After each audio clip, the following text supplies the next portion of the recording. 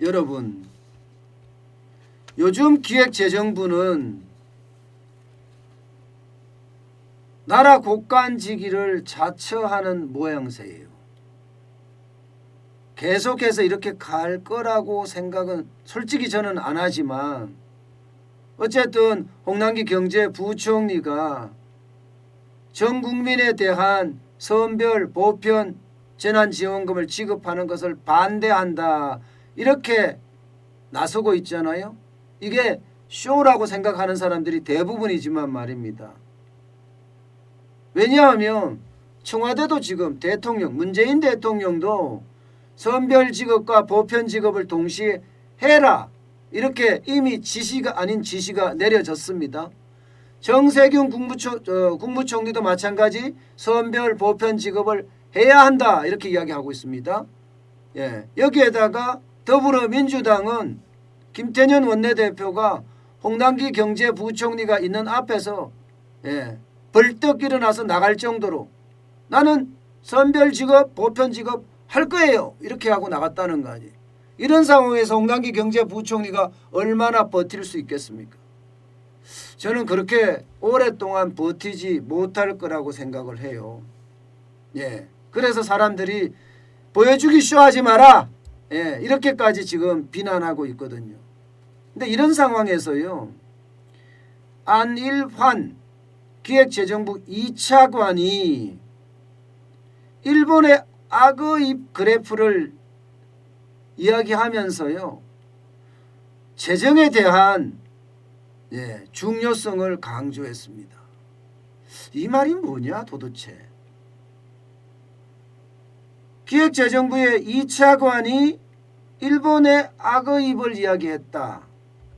악의입이라는 건 이겁니다. 보시는 것처럼 1970년대부터 시작해서 1990년대까지 일본이 쉽게 말하면 재정을 엄청나게 풀었습니다. 그래서 악의입이 1990년대부터 생기기 시작해서 입이 벌어지기 시작했습니다. 벌어지는. 이 악의입이라는 건 쉽게 말하면 내가 거둬들이는 세금보다가 쉽게 말하면 나가는 돈이 더 많다는 거죠. 그러니까 벌어들이는 국세는 점점 떨어지는데 거기에 대한 지출은 계속 늘어나서 악의입이 만들어진다는 거예요.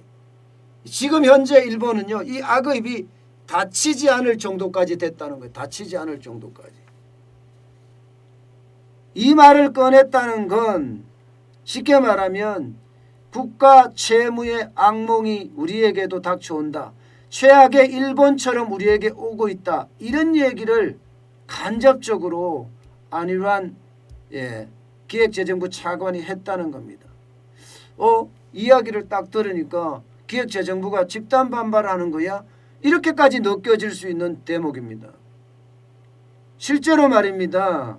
이 안일환 차관은요, 제2차 공공기관 투자집행점검회의를 주재를 했습니다. 공공기관 투자집행점검회의를 주재하면서 이 자리에서 이런 이야기를 마구 쏟아냈어요. 마구. 한정된 재원을 적재적소에 효율적으로 배분하는 지혜가 중요하다. 이런 말을 꺼내면서 많을수록 좋다는 다다익선보다는 필요한 것에 지원하는 적재적소의 가치가 매우 중요하고 기본이다. 이런 말까지 꺼냈습니다. 이 말은 홍남기 경제부총리의 어떤 페이스북 발언하고 비슷하죠. 다다익선보다 적재적소가 좋다고 이야기했던 거 말입니다. 그러니 기획재정부 장관에 이어서 차관까지도 지금 집단 반발하는 것 아니냐 이런 모양새예요. 쉽게 말하면 안일환 차관이 홍남기 경제부총리를 지원 사격했다 이런 얘기입니다. 지원 사격했다. 여러분, 지금 일본의 재정을 풀어놓은 해석을 한 걸 보시면 진짜 악의입이 안 닫혀질 정도입니다. 그나마 2019년에 들어와서 일반 회계 세입이 좀 좋아졌다 이건데요. 나머지는 보시면 계속해서 일본도 마찬가지로 재정이 계속 늘어나고 있습니다. 복지 예산이 그만큼 늘어난다는 거예요. 복지 예산이. 사실 1980년대만 하더라도 일본은요 세입과 세출이 균형을 거의 맞췄습니다. 세입과 세출이 균형을 맞추다가 갑자기 복지 예산이 늘어나면서 이렇게 최악의 경지로 갔죠. 결과가 지금 어떻게 됐느냐.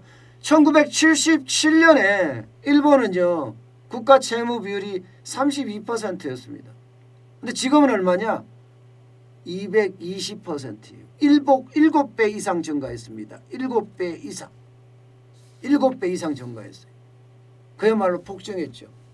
문제는 이 닮은 꼴이 지금 대한민국이라는 거예요. 안일환 차관의 이야기는 이 닮은 꼴이 우리에게 왔다는 겁니다. 차관까지도 이렇게까지 이야기할 정도로 지금 우리는 상황이 심각하다 이렇게 이야기하고 있고요.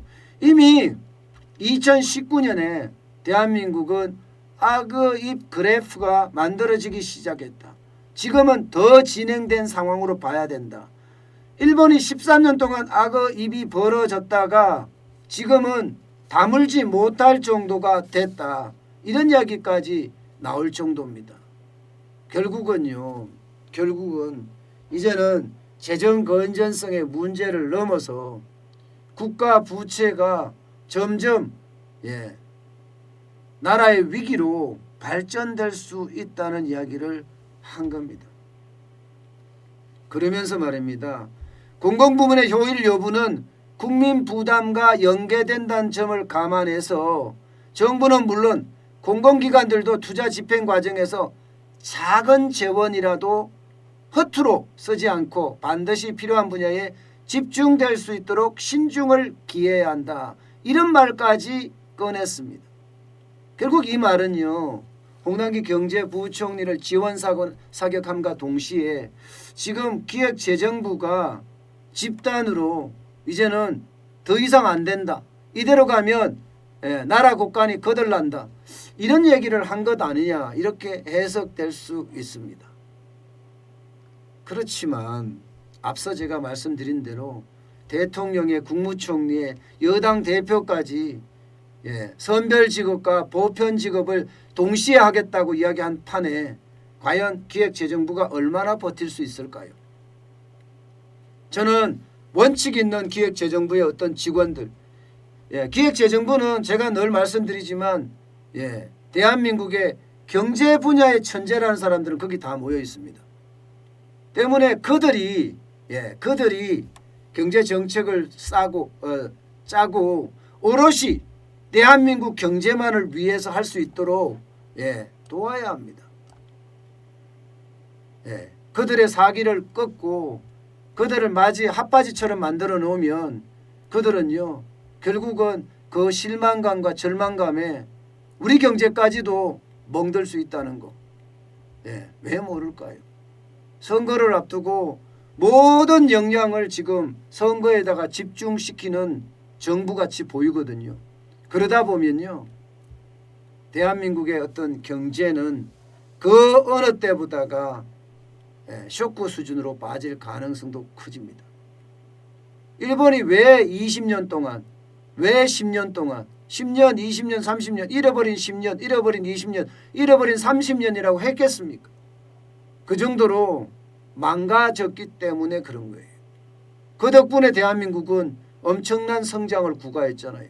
우리가 부채가 많아서 만약에 힘들어지면 우리는 기술마저도 중국에 팔아야 되는 안 그래도 종속이라고 지금 경제가 종속됐다 이야기하는 판에 더 힘들어질 가능성도 크다는 거. 왜 모를까요? 우리 재정이 그 어느 때보다 단단해야 됩니다. 왜 단단해야 되느냐? 지금 미중의 충돌은 불가피한 거예요. 미국과 중국의 충돌은 불가피한데 결국은 중국은 내 편 들으라, 미국도 내 편 들으라 이렇게 할 겁니다. 그러면 우리는 어느 편을 들어야 돼요? 어느 편을? 뭐 여러분도 알다시피 당연히 미국 편을 들어야죠. 그런데 지금 문재인 정부는 그런가요? 어디? 공산당 창건했다고 축하하는 문재인 정부예요. 중국에 그만큼 긴밀하게 가까워져 있다는 이야기입니다. 그렇게 됐을 때 미국의 보복은 어떻게 될까요? 또 우리가 미국에 가까이 갔을 때 또 중국의 보복은 어떻게 될까요? 저는 미중 충돌 자체가 어느 한쪽에 가까워지는 것, 어느 한쪽에 아주 심각하게 가까워진, 지금까지는 우리는 당연히 미국과 가까웠습니다. 앞으로도 가까워야 되고, 그렇다면 우리의 길을 분명한 노선을 가져가야 됩니다. 그렇지 않으면 우리 경제가 굉장히 어려워질 수도 있습니다. 그렇다면 우리 재정이 얼마나 탄탄해야 되는지, 중국 때문에 우리 경제가 어려워질 수도 있고요, 미국 때문에 우리 경제가 어려워질 수도 있어요. 그러면 버틸 수 있는 것은 재정이다. 그런데 재정이 이렇게까지 깨진다는 건 저는 그 어느 때보다 어려운 일로 갈 수 있다, 이런 얘기입니다. 지금까지 해왔던 것처럼 문재인 정부가 모르겠어요. 그 이전의 정부들하고 너무 다른 지금 행태를 보이고 있어서 과연 우리 경제를 다시 한번 반석 위에 올려놓을런지, 우리 국가 부채를 더 이상 망가뜨리지 않고 건전하게 만들런지 두고 볼 일입니다. 분명한 것은 선거를 앞두고 있기 때문에 쉽지 않습니다.